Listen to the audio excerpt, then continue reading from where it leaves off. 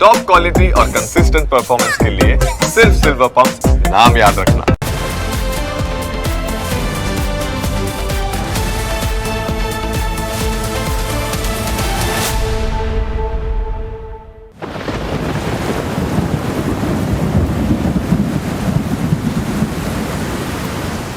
સતત ધબકતું શહેર જાણે થંભી ગયું। જે રસ્તાઓ ઉપર સતત ગાડીઓ દોડતી હતી તે રસ્તાઓ ઉપર નદીઓ વહેવા લાગી। લોકોને હતું કે બીજા દિવસે વરસાદ ઓછો થતાં જ પાણી ઓસરી જશે, પરંતુ અમદાવાદના અનેક એવા વિસ્તારો છે જ્યાં તંત્રના પાપે પાણી ભરાયેલા છે અને તેના કારણે લોકોની હાલાકી વધી ગઈ છે।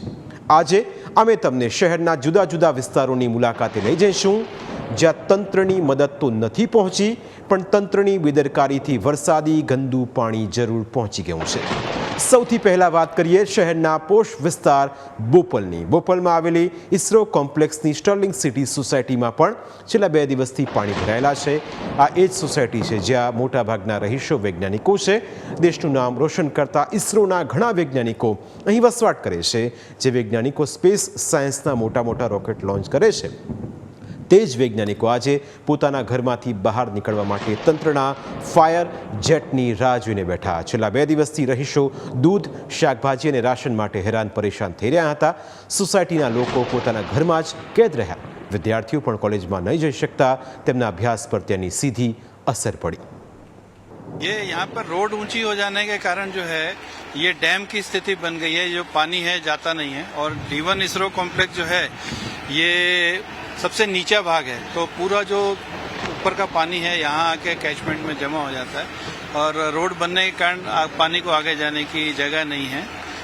हमारी सोसाइटी में काफ़ी सीनियर साइंटिस्ट रहते हैं इसरो के, एक्स चेयरमैन हैं, एक्स डायरेक्टर्स हैं और उनकी एज है। कुछ भारत उनको अवार्ड, पद्मश्री जैसे अवार्ड मिले लोग हैं और उनमें से कोई भी आदमी बाहर नहीं आ पा रहा है। बस उनको कोई हेल्प नहीं मिल पा रही क्योंकि काम वाला, दूध वाला और किसी भी तरह की कोई चीज़ जो है अंदर हम ला नहीं सकते हैं और इतना पानी है। आई फील कि एवरी ईयर ये होता ही है। हम लोग यहाँ पे 2016 से रहने आए हैं। 2016 से continuously every year at least 2 times तो ये होता ही है कि पानी भर जाता है, हम लोग निकल नहीं पाते हैं। स्टिल आई थिंक हमारे सेक्रेटरी एंड ट्रेजरर ने भी कंप्लेन की हुई है बहुत बार, बट स्टिल कोई एक्शन या कुछ लेते ही नहीं है कोई। जितनी बार कंप्लेन करे, कुछ भी कंप्लेन करे, कोई कुछ एक्शन लेता ही नहीं। तो आई जेन्युइनली होप कि अब इस बार इतना देखने के बाद वो लोग कुछ एक्शंस लेंगे। Drainage system on the way भी हमारा अच्छा करेंगे क्योंकि उधर रास्ते में भी भर जाता है पानी और इधर तो भरता ही है। बट हम तो लास्ट 10 ईयर से इसमें ही रह रहे हैं। एवरी हाँ, परमानेंट सॉल्यूशन हमें कुछ कभी मिलता ही नहीं है। 10 साल से एवरी ईयर 2 या 3 बार तो ऐसा होता ही है कि हम निकल ही नहीं पाते घर से 2-3 दिन तक। 2 દિવસ સુધી કોર્પોરેશનના નગરોડ તંત્રે દેશના વૈજ્ઞાનિકોને પણ પાણીમાં તરતા રાખ્યા। વિચારો કે જો વૈજ્ઞાનિકો જ આટલી મુશ્કેલીનો સામનો કરતા પડતો હોય તો સામાન્ય માણસની તો વાત શું કરવી। અહીં રહેતા વૈજ્ઞાનિકો રજૂઆતો કરી થાક્યા, તેમ છતાં તંત્રે 2 દિવસ પછી તેમની સોસાયટીમાં ડી વોટરિંગની કામગીરી શરૂ કરી, પરંતુ અહીં સમસ્યા દર વર્ષની છે અને એટલે જ ત્યાંના રહીશો હવે કહી રહ્યા છે કે તંત્ર ઊંઘમાંથી જાગે, દોડે અને કામ લાગે। તકલીફ તો તમે જોઈ જ શકો છો। આજુબાજુ આટલું બધું પાણી છે એટલે ઘરમાંથી બહાર નીકળવું મુશ્કેલ જ છે। પ્લસ અમારી 3 કાર છે, 3 કાર પાણીમાં હોવાથી નથી બહાર નીકળી શકતા, નથી કોઈ હેલ્પ માટે બહાર, કદાચ કોઈ હેલ્પ કરવા રેડી હોય તો અંદર આવી શકે એમ છે નહીં અત્યારે। અને લકીલી અમારા ઘરમાં પાણી ગ્રાઉન્ડમાં જ હતું, પણ અમારા નેબર છે, 4-5 નેબર એવા છે કે જેના ઘરમાં 15-15 ઇંચ સુધી પાણી હતા અને એ લોકો 85+ છે, એટલે સિનિયર સિટીઝન લોકો તો બચારા આના લીધે એ લોકોને પાવર કટ ઓફ પણ કરવું પડ્યું અને 2 દિવસથી એ લોકો ઉપરના ફ્લોર પર શિફ્ટ થઈ ગયા છે। કેટલી હાલાકી પડે છે અત્યારે આપણે સોસાયટીમાં છો, હજુ પણ પાણી ઉતર્યું નથી, હજુ પણ ઘૂંટણ સમા પાણી જોવા મળી રહ્યા છે। લાગે છે ક્યાં સુધી આ પાણીનો નિકાલ થશે?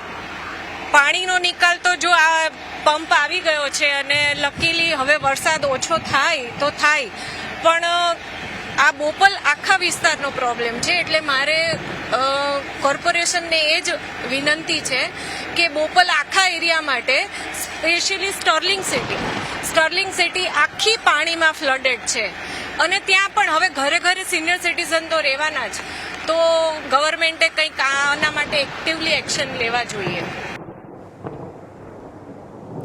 અહીં આવેલી શુભ સોસાયટી હજુ પણ પાણીમાં ગરકાવ છે. સોસાયટીનું નામ શુભ છે, પણ અહીંના રહીશો માટે છેલ્લા 2 દિવસથી કશું જ શુભ નથી થઈ રહ્યું. વરસાદ રોકાઈ ગયો છે, પરંતુ તંત્રની બેદરકારીનો વરસાદ અહીં સતત ચાલુ છે.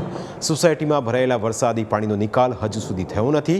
સ્થિતિ એટલી ગંભીર બની ગઈ છે કે પાણીનો બોર જ બંધ થઈ ગયો છે.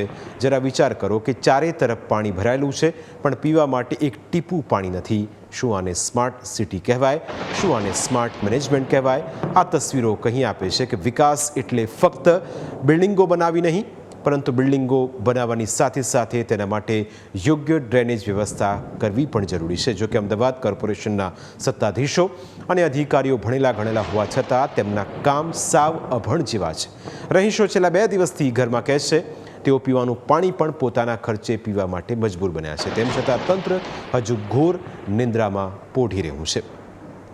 બીજી તરફ અમદાવાદના નારણપુરા વિસ્તારમાં કન્સ્ટ્રક્શન સાઇટની દિવાલ ધરાશાયી થઈ જતા લોકોના જીવન પર ખતરો તોડાયો. વિક્રમ ડેવલપર્સ દ્વારા અહીં કન્સ્ટ્રક્શનનું કામ ચાલી રહ્યું હતું. તે દરમિયાન દિવાલ ધસી પડતા લોકો ઘર વિહોણા બની ગયા. બિલ્ડરે તકેદારી ન રાખતા તેનો શિકાર 48 પરિવારો બન્યા. આ પરિવારો 2 દિવસથી પોતાના જ ઘરમાં જઈ શક્યા નથી. 2 દિવસથી તેઓ કોર્પોરેશનના હોલમાં રહેવા માટે મજબૂર થયા. આ પરિવારોની વેદના સાંભળશો તો તમને સમજાશે કે સત્તાધીશો, ચૂંટાયેલા પ્રતિનિધિઓ અને અધિકારીઓ મોટા મોટા બિલ્ડર્સને બચાવવા કેટલા નિષ્ઠુર થઈ ગયા છે.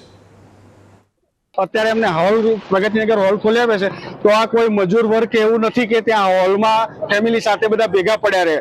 અહીંયા એવા પોતાને ફેમિલી પોતાનું મકાન મૂક્યું છે, અને બિલ્ડર અને હાઉસિંગ બોર્ડની ભૂલના કારણે જ્યારે અહીંયા સોસાયટીના સભ્યોને ભોગવવાનું થયું છે, તો એના જવાબદાર બિલ્ડર અને હાઉસિંગ બોર્ડ જ છે.